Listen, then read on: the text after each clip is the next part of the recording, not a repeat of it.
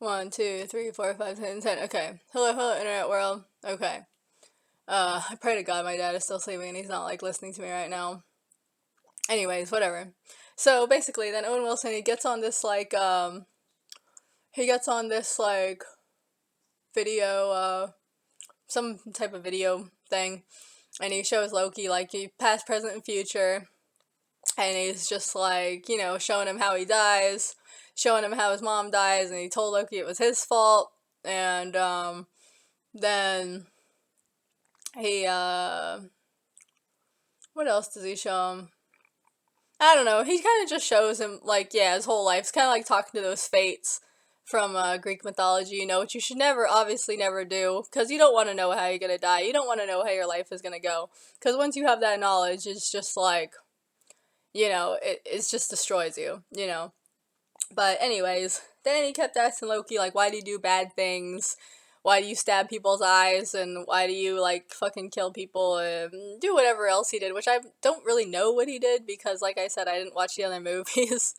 So I don't. That's another problem, is that they keep saying to Loki and the other Lokis later on, they keep saying, like, oh, don't forget, you guys are still rotten to the core. You guys have still done a lot of bad shit that you need to atone for. Like, even though you're the hero of this show, don't forget that you're not clean. You have a lot to be forgiven for, and blah blah blah. But it's just weak because it's like I haven't seen that other shit, so I don't know. I don't like it. Doesn't look that way to me as an audience member. Like it doesn't look like they've really done anything bad, you know.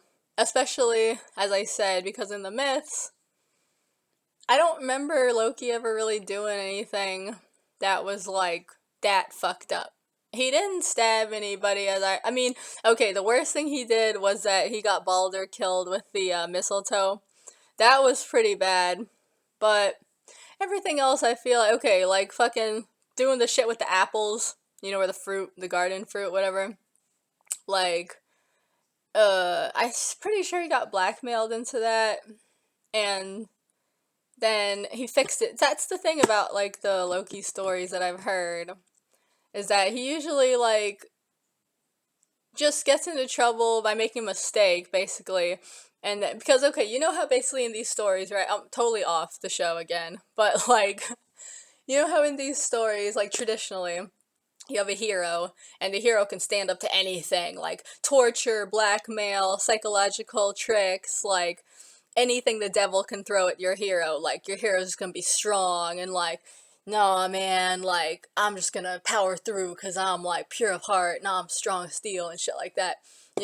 But the thing about Loki, and probably other tricksters too, is that he's just not that strong in that way. Like it's like if he gets blackmailed or somebody says like I'm gonna torture you or whatever, he pretty much will like crack, because I feel like he more represents like the average normal person. Like these heroes are supposed to represent what society, and maybe what the individual too, depending on who you are, wants to be and like aspires to be. It's like this role model, like, oh, this perfect person.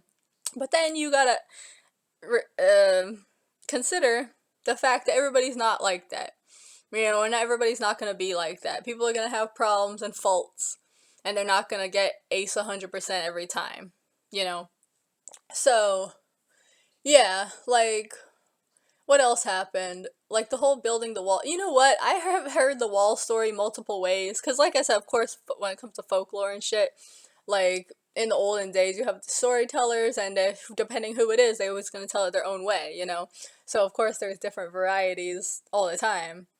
So, I've heard it in different ways, but yeah, in one version it was Loki's fault because he is the one that told the wall builder, like he's the one that said, that basically gave him the okay to be like, yeah, you can build this wall for us in 9 months or whatever. But like all the other gods were kind of like, I don't know if we should trust this guy, and Loki was the dumbass that like just said, "Yep, do it," and gave him like the number to their bank account or whatever. But in other versions I've heard, it wasn't his fault, and he just had to fix it by doing the horse thing and all that stuff. Anyways, where was I? Right. So basically, Owen Wilson's tearing him down. destroying his self-esteem, or trying to, and just saying like, look at all the bad things you've done. And it's kind of funny in this part because they did get a little bit meta, because I remember at one point Loki was like, I'm just, even though he kind of gives in to Owen Wilson and he's like, I'm bad, I'm broken, blah blah, which just irritates shit. Every time they said broken in the show, just made me want to slip my wrists. Like, it just made me so mad, because that implies that if you don't fit in, like, it's because there's something wrong with you. Which, haven't we had decades of rock and roll to undo that idea that was prevalent in like the 50s and before then? Like, haven't we had all these decades from the 60s to the early 2000s to tell us that no, actually it is okay to be different? And now they're trying to go back on that and reverse it again and take away those progress that we have made in those like 50 years. I don't appreciate that. But it was funny for a second because Loki was like, I'm a villain, I'm a bad guy, and it's funny because it's kind of like, it's kind of like meta, like he's like noticing his place like in the movies and the comics, basically. He's just like, I'm the bad one. And then Owen Wilson's like, he's like, you can't be good. He's like, there's a bajillion versions of you and they're all bad, because the whole point of a villain is to just, you're basically just a side bitch. Like, the hero is the main bitch, and it's all about the hero, and it's for them to use you as like a climbing stone to just raise themselves up so that they can be a better person, they can be the perfect role model for society, and you're just this little fucking rock for them to step on to show, like, for them to get better, but you're just down in the dirt because you're just, you're low class and you always will be, and blah blah blah, ain't nothing you can do about it. And then he's like, oh, but by the way, this is this fucking gulag, fucking like, mind games shit, this like psychological bullshit, this manipulation. This is what I hate about this Owen Wilson character, is that he is he is the most manipulative bitch. Oh my god, do you want to talk about gaslighting? You want to talk about like just setting up like these straw men and making them to be real, and just, what is that called? I forgot the name of this fallacy, but it's basically where you stage the situation to be like exactly the way you want it to be, to trap your like debate opponent, when in reality the situation, the facts, and the layout of the scenario may not even be what you're saying, but you're creating the scenario to be stacked in your favor, so that it takes away a lot of the defenses they could have had because they're already on your turf. You know what I mean? He does that a lot. So anyways, I'm forgetting now. The talking goes on for so long, and by like halfway through the second episode, I was just sitting there, like, I couldn't even be like making smart ass comments and stuff to my mom.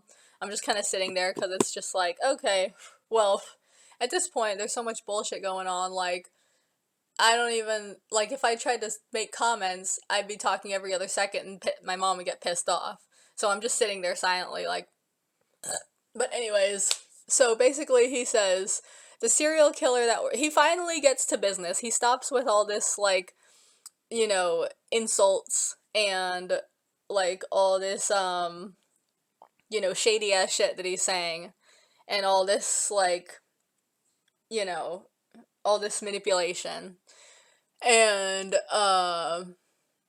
he finally gets to business, and he's like, okay, the reason I'm here trying to break you down and trying to essentially make you be submissive to me is because, there's a serial killer out there, and I'm trying to catch the serial killer, because the serial killer is killing all our soldiers. Not all of them, but it's targeting our soldiers. That's the serial killer's, like, type, instead of prostitutes or whatever. So, basically, he's like, the serial killer is you. It's you from another dimension.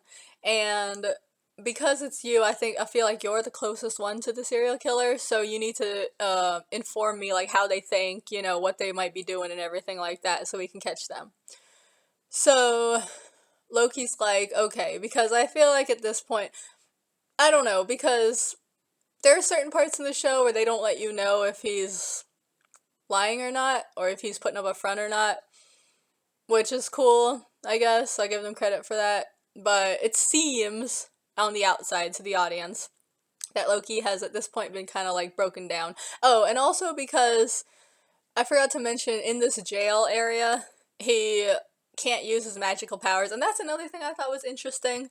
Not to go back to the myths, but okay, let's go back to the myths. So, the stories I've heard, Loki's, like, okay, you know how in all these mythologies, if you're into mythology like I am, you notice throughout the world, pretty much, in all different mythologies from every country, when somebody is a god or a spirit, or they have a magic powers, they're a sorcerer, any reason for them to not be a normal human and have magic powers, the magic powers are usually just like anything goes. It's whatever they need for the story to go on. It's not really like, well, I have these powers, but not these powers. It's pretty much like they can do whatever they want, you know, because it's mythology and it's just like, well, I need this to happen, so they use their magic powers, you know?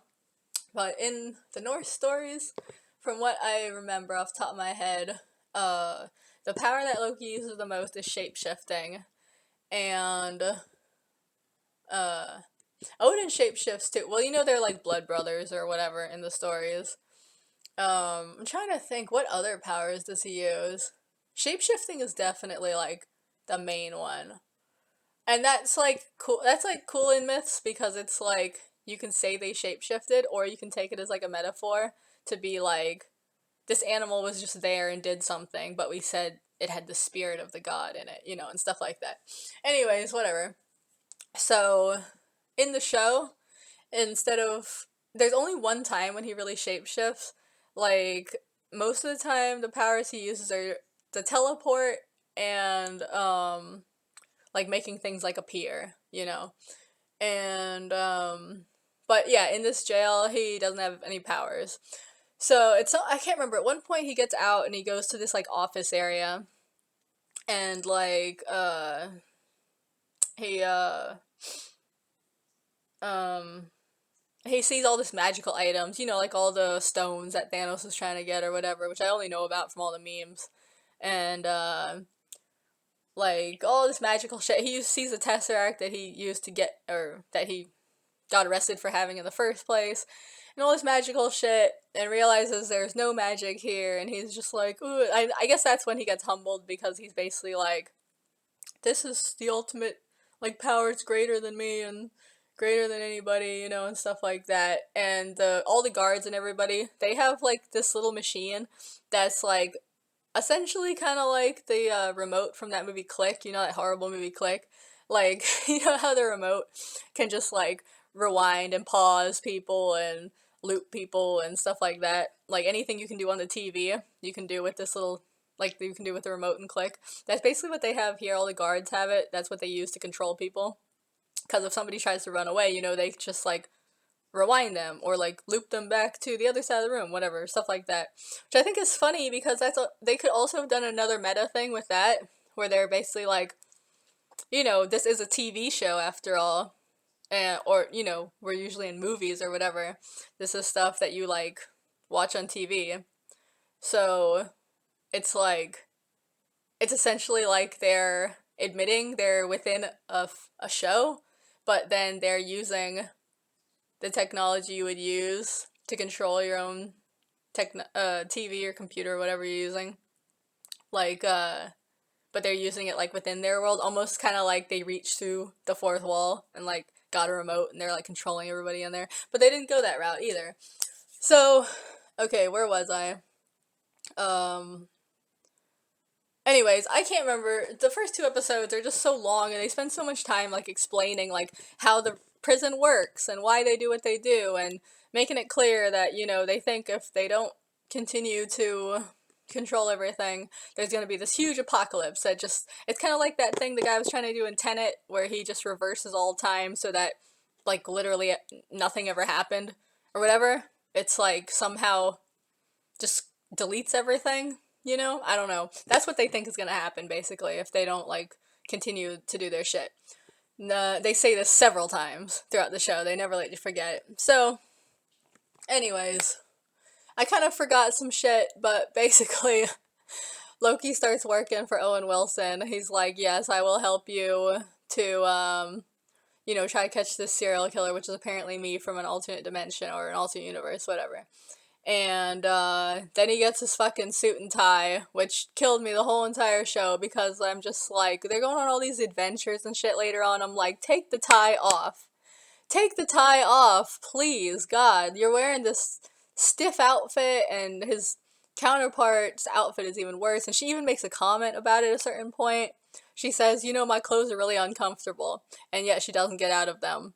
She just says that. But she never gets out of them, ever. And he never takes his tie off. I'm like, bitch, just...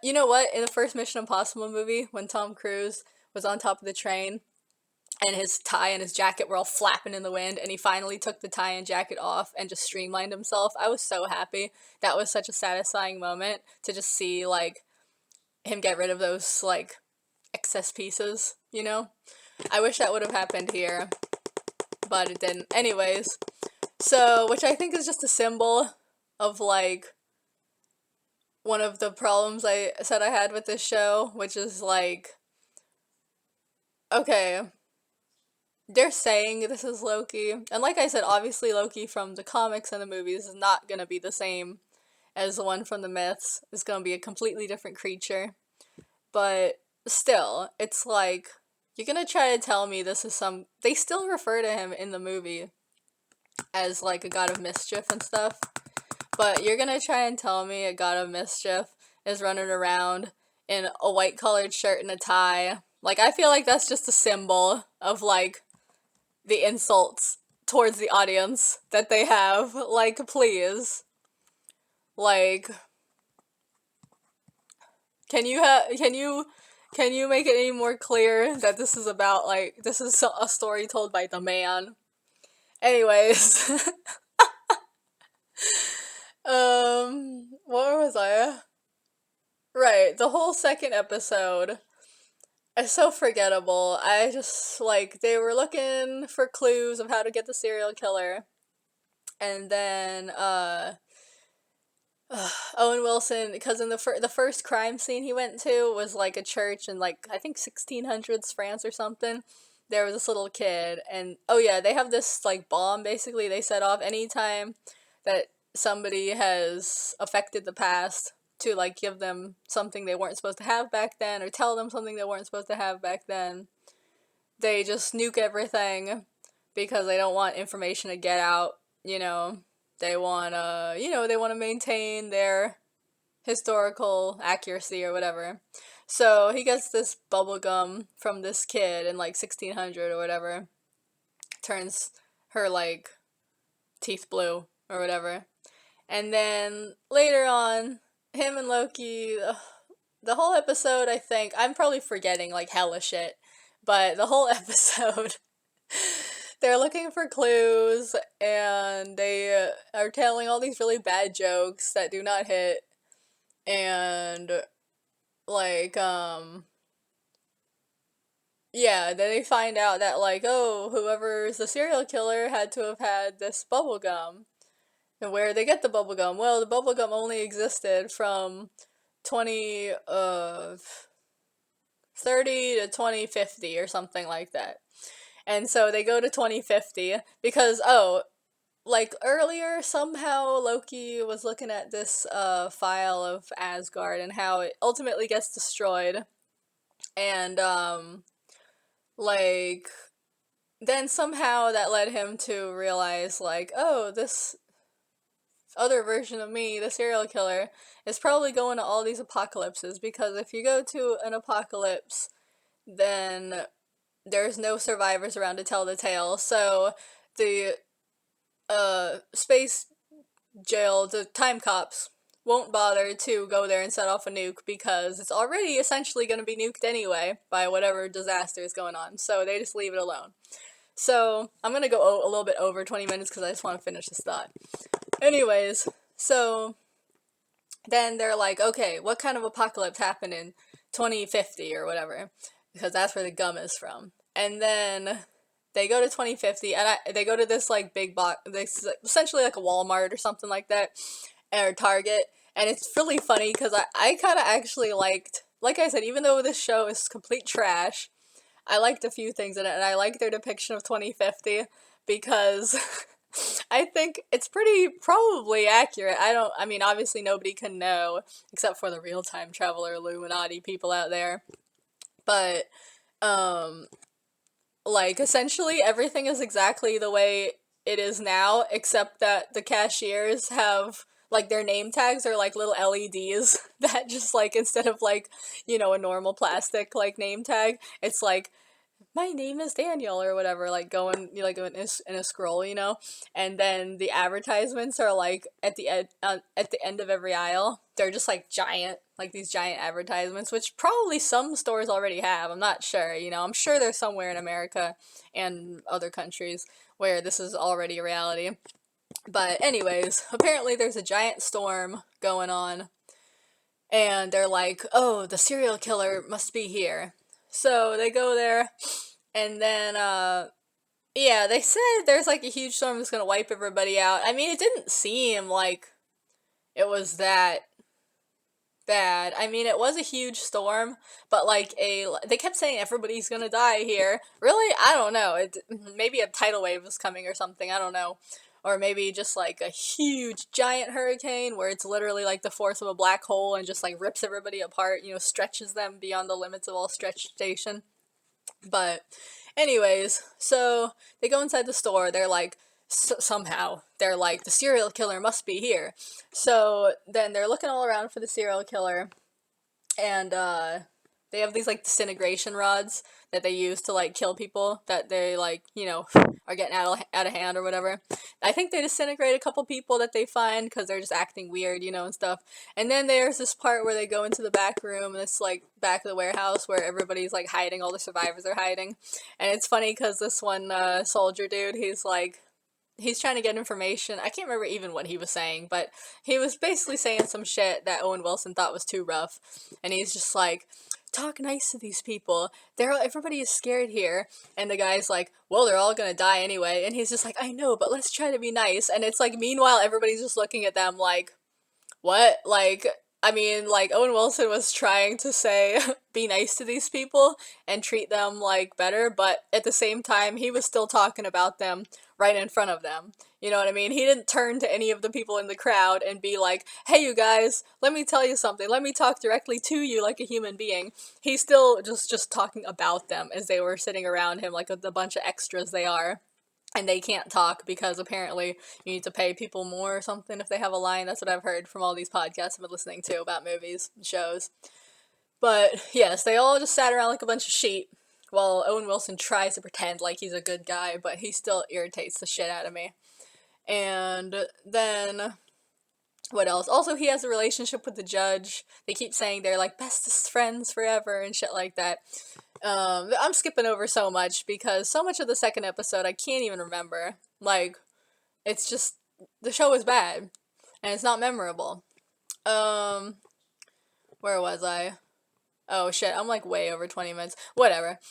Basically, long story short, Loki somehow gets separated from Owen Wilson, and then he finds the other Loki, and they, for a while, she keeps like, hiding how she really looks because she keeps like she like starts off possessing this one guy, and then when she touches I think one of the soldiers' hands, she goes into their body, and then she keeps doing that. She goes into like 4 different people's bodies. But talking to Loki, all the time, being like, like, this is me, I'm the serial killer, I'm also you, and blah blah blah. Then she turns into her like true form, quote unquote. And even though, like, that's the thing, is like, when you're a shapeshifter or you can possess people, once again, doesn't really shapeshift. Her main power is possession. So you have a teleporter slash materializes objects, and you have a possessor who also uses telekinesis, I think, sometimes. And a little bit of telepathy, but more uses the possession, like, aspect. I feel like these are Pokemon that can only have like 4 moves at a time. Anyways, So she finally she shows her like true form, and she's in her little outfit with the green cape and the little gold horns, which I guess is from the comic. I don't know. And like apparently she because when she was killing all these soldiers in her serial killer way, she took their little click remote control thing, I guess, whatever technology they had, she took it from them every time.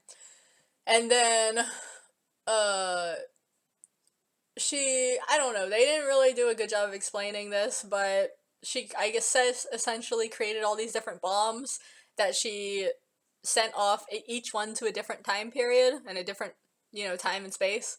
She sent them all out at once, and then like the people at the space jail keeps like are like why do I keep saying space jail, I mean time jail. The people at the time jail slash time pentagon or whatever are freaking out because they're like, oh my god, all these bombs are going off, it's creating all these like parallel universes, which they call branches, when you like start to create, when you make a choice and it creates like a whole new path universe thing. Then they're just like, oh my god, all these bombs are making all these new decisions happen, and they're just they're fucking up our thing. And then she opens like a portal, and then Loki actually does the smart thing, which while Owen Wilson is yelling after him and chasing him and saying, come back to me, Old Yeller or whatever. Why did I say Old Yeller? I meant Airbud or whatever. You know, at Airbud at the end when there's like that asshole owner who hits him with the newspaper and he's like, come back to me, boy, and stuff like that.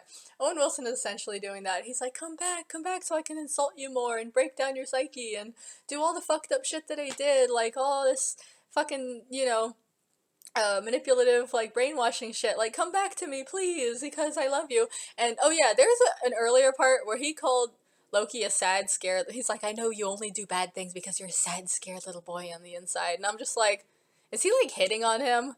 Like, what the fuck is that? He's just like, yeah, you're a bad guy. You're a bad guy, and you're just so sad and sweet, and I just want to hug you and squeeze you and tell you everything will be all right. And Loki's just like, what? He actually calls him out on it, which I thought was funny. He's just like, yeah, you called me a little child. He's like, I think you crossed the line right there. But then Owen Wilson diverts that shit by being like, oh, that reminds me of bubblegum or whatever. So he didn't atone for that shit. But anyways, yeah, so Owen Wilson's running after him saying, come back, my puppy. And Loki is just like, and he goes through the portal, which any fucking sane person would. Like, get me the fuck out of here. What do you want to do? Go back to jail and be forced to work for your captives? Or, I don't know, get erased or whatever? That's kind of like your only options, like in the prison route. Or do you want to go with your doppelganger? Not a doppelganger, but because they don't look alike, but yourself from another version of reality, and go and be free or whatever. Of course, the choice is obvious. So he goes off with her, and thus their chromosomes, her XX chromosomes and his XY chromosomes, start to magnetically attract to each other, because this is Disney. And anytime you have a this configuration of male and female being within proximity to one another, there's just gonna be romance. It's just unavoidable. You know what? I wish that they had like tattoos like on their cheek or something, or like on the arm somewhere where you can see it, and like his had like a big N and hers had like a big S, so it's just like magnets. Like, in fact, I think they should have a picture of a magnet, like a picture of a magnet on their tattoo. It's just like, it should be maybe on their wrist or something. I don't know, somewhere where you can see. Actually, hers should be on her neck. That would be dope. His should be, you know what? His should be like right here where my ship is right here, and hers should be like on her neck, and then it should be like a picture of a magnet. And like I said, his says N and hers says S. It could be the other way around. Doesn't really matter. But her name does. That's another thing. She says, I don't want to be called Loki. I'm independent now. My name is Sylvie. Which I'm pretty sure doesn't Sylvie/Sylvia, the name, doesn't that mean like branches or something like that? I know it has something to do with forest. It's something having to do with forest or woods. That's what I remember hearing about in etymology. But anyways, yes, they should have tattoos that just are literally picture the magnets, and they just like when they're in like the same room together, they just kind of go like and and they try to like separate themselves, and then they just go like back together again. And then one of the times it happens, they accidentally like their lips go together and they accidentally start kissing. That would be funny. Okay, I'm at 30 minutes now, so let me cut this off and continue it later.